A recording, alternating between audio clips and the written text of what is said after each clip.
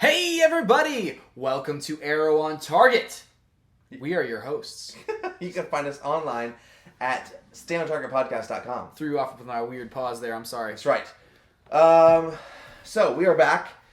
We have to say this on this podcast as well. This is the first one back since the mid-season break. Yep. This is a week late for this one. Yep. Because we were running races in Florida, and you were running races in California, and you ran the Star Wars marathon. I just ran some Disney marathons. Yep. We both did a bunch. We showed off the medals that we won at the or didn't win, but we their finisher medals. So yes. I guess we did win them by finishing. Yes. We got at the respective races. We showed that off on the Arrow on Target. On which episode was that? I don't remember. It was the first one back. The first one back. So yeah. 3.10. 3.10. Yeah. So this episode of Flash was awesome. Yes. It was a return to one of my favorite characters, not only in this show so far, but in comics, just overall. Captain Cold? Captain Cold. Really? I love Captain Cold, dude. Leonard Snart is amazing. I really enjoy that. And I honestly, the Flash has some of the coolest bad guys that end up in the Rogues that are just so cool, dude. Yeah. So we saw him take on Captain Cold, and what was the other guy's name? Oh man, Professor Hot. It's so late. I don't know. Heat Wave. Heat Wave. That's right. Yeah. The Heat Wave.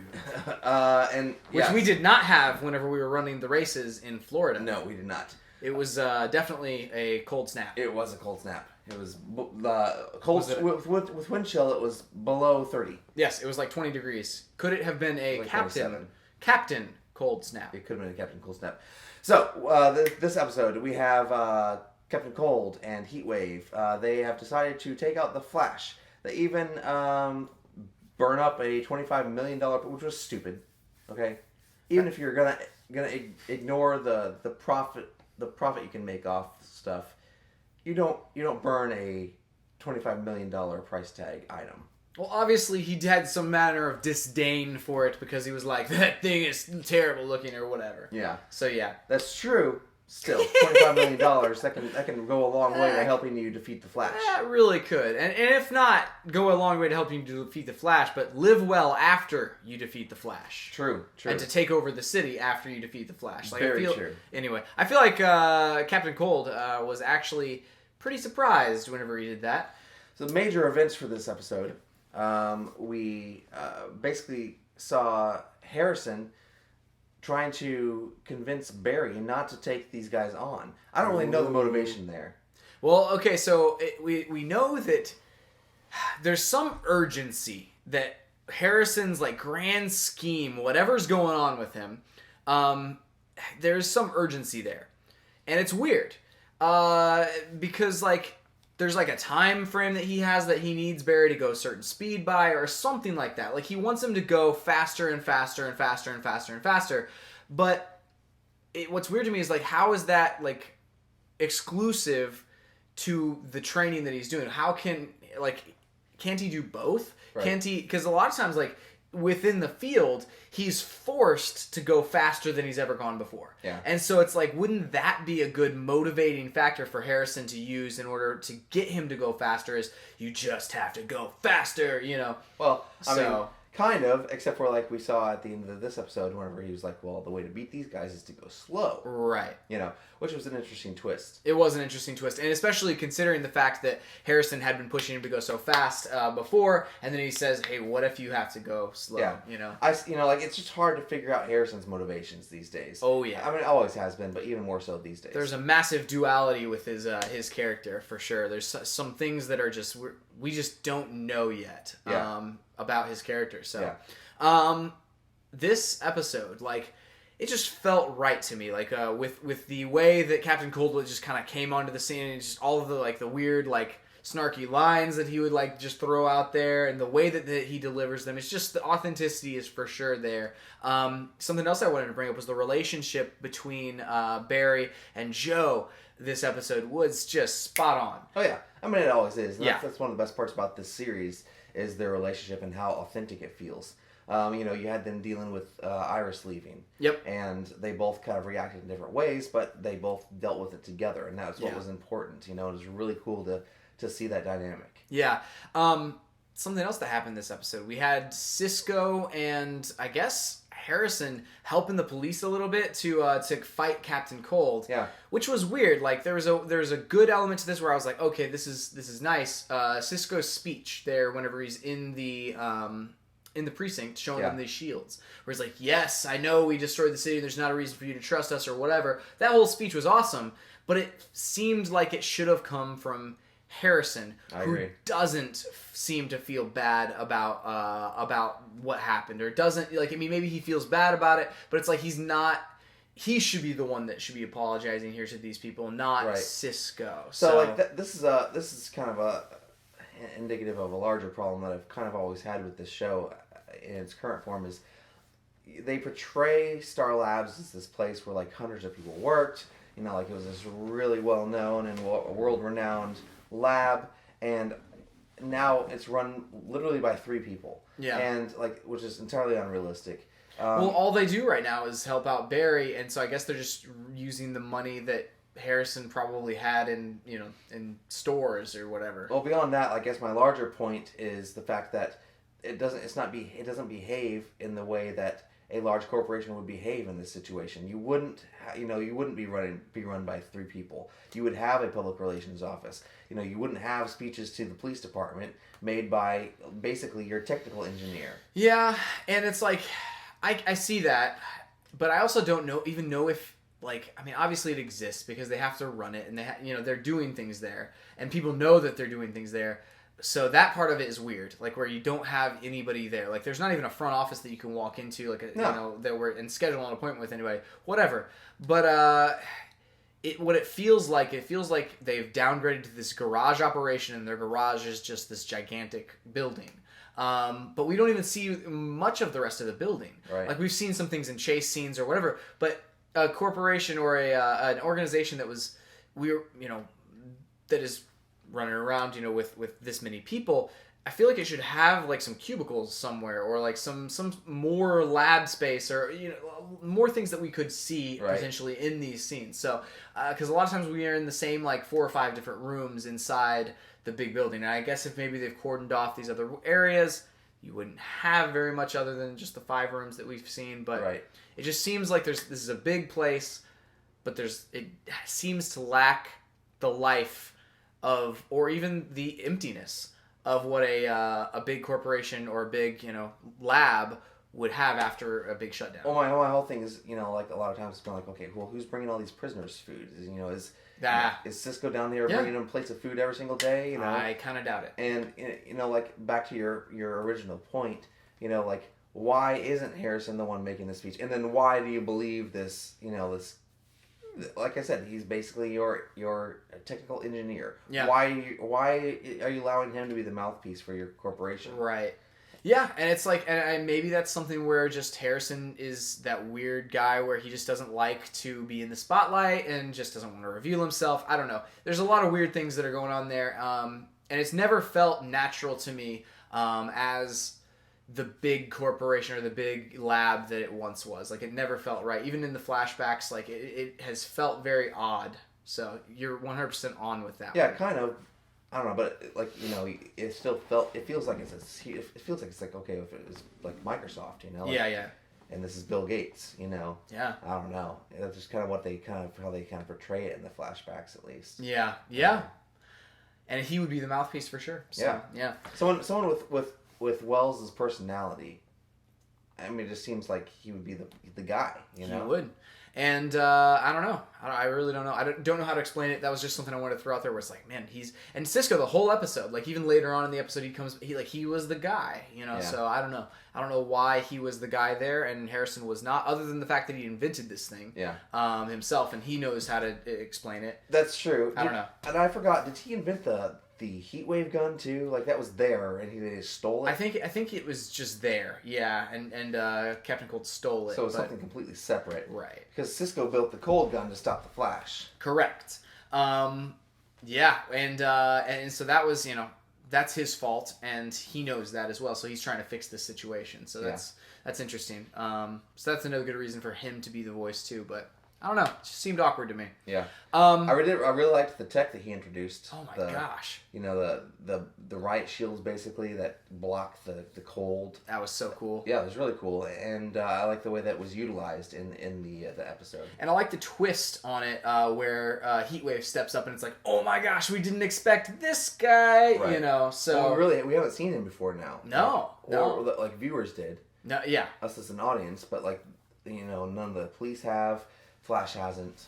It was really funny that he picked the painting that was the hot fire and ice or whatever it was, and so it's just really funny. I thought that was it was clever, through line through the episode.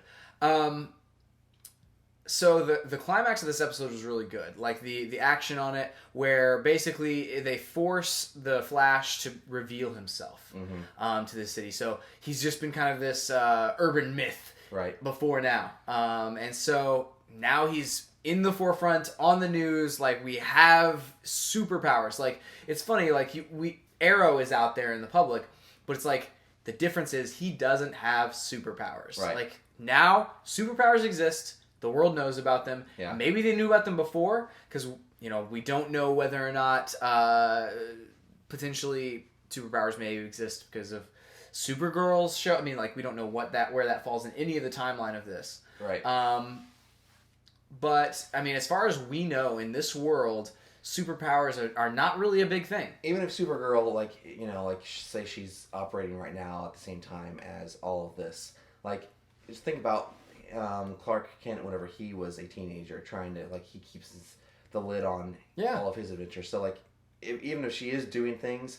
They don't know. It's kind of a myth, kind of like the Flash was, And kind of like Amanda Waller and her gang of people is as well. So I mean, they're pretty under the surface as well. So I feel like you could keep it under wraps pretty well, even if there are some metahumans, right? As it is. Did you catch the Batman reference in this episode? No, I did not. What was it? Well, whenever she finds his geek survival kit or something like that. Then she also she says, hey, these might be worth some money someday. Or it might be worth some money. In it's some the comics. And it was a Batman comic. Was it really? Yeah. That's awesome. So Batman exists as a comic character. Yeah. Or it's just like an Easter egg. Right. Well, and also we have, obviously, wasn't it Wayne Enterprises exists because of the newspaper in the future and stuff? Yeah. So it's like, there's some weird stuff. Yeah. Some really weird stuff going on. I don't know. I don't know what they're going to do with that. I don't know if they will ever bring in anything to do with Batman or anything like that, other than the side characters that they already have, like the villains and things. Right. So, it'd be super cool. I would love it, man. Even if they brought in Nightwing or something. Holy cow. Yeah. So cool. That'd be amazing. Anywho, I loved that he's in the public eye. I didn't understand why... what's her name? Iris came up to the crime scene. I understood that, okay, she's intrigued by the Flash, and Eddie is there, obsessed with the Flash, and Eddie is there. But she walked up holding an umbrella, and I was wondering if that was important somehow. I don't know either because it didn't seem like it was raining. No, and I'm like, why is she the only one with an umbrella? Yeah, I didn't understand that, and I was I wanted it. I almost was waiting for it to pay off in some way. Yeah, like it was a setup for something, and it never did, and I was like, I don't understand the umbrella. But yeah, so I just wanted to point that out because that was strange, and I don't know. Maybe it was some inside joke on the set. I agree. It was pretty weird.